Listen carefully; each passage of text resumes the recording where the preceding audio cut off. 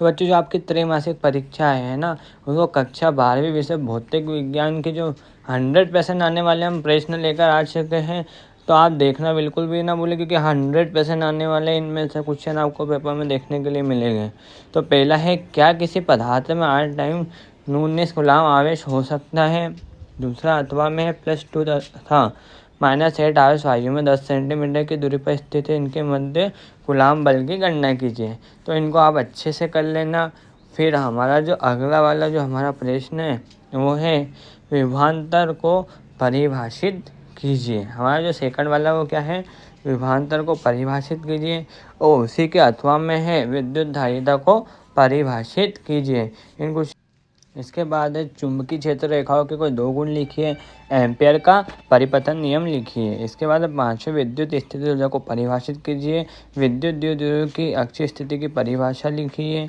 उसके बाद जो हमारा 6 वाला है, ग्रास प्रमेय लिखिए। वो IMP ग्रास प्रमेय लिखिए और बायो सावर्ट का नियम लिखिए। उसके बाद है, किसी चालक में 1 एम्पियर की धारा प्रवाहित हो रही है, उसके किसी अनुच्छेद परिच्छेद में 1 सेकंड, अनुप्रस्थ परिच्छेद में 1 सेकंड बहने वाली इलेक्ट्रॉनों की संख्या ज्ञात कीजिए। उसी के अथवा में एक चालक का प्रतिरोध 10 मिली ओम में, तो उसका चालकत्व क्या होगा। उसके बाद अनुचुंबकीय, प्रतिचुंबकीय तथा लोह चुंबकीय गुण उदाहरण लिखिए। अथवा में चुंबकीय फ्लक्स किसे कहते हैं, सूत्र मात्रक लिखिए।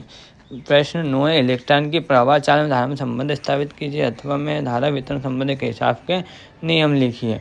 फिर अगला जो 10वां है हमारा वो है, विद्युत चुंबकीय प्रेरणा किसे कहते हैं। विद्युत चुंबकीय प्रेरणा से संबंधित फैराडे के नियम लिखिए। अथवा में लेंज का नियम लिखिए तथा स्पष्ट कीजिए का नियम ऊर्जा संरक्षण के अनुकूल है।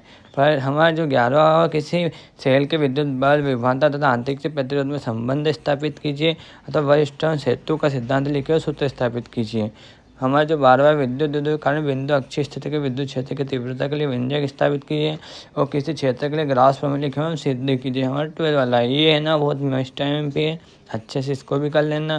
फिर हमारा जो प्रश्न 13 है, समतल वृत्ताकार कुंडली के स्वरक व्यंजक एवं निर्भरता लिखिए। अथवा में धारावाही वृत्ताकार लूप के केंद्र पर चुंबकीय क्षेत्र की तीव्रता के लिए व्यंजक एवं निर्भरता लिखिए। ये जितने भी आपको प्रश्न बताए जा रहे हैं ये परीक्षा में देखने के लिए आपको मिलेंगे, इसलिए इसको अच्छे से लगा लेना।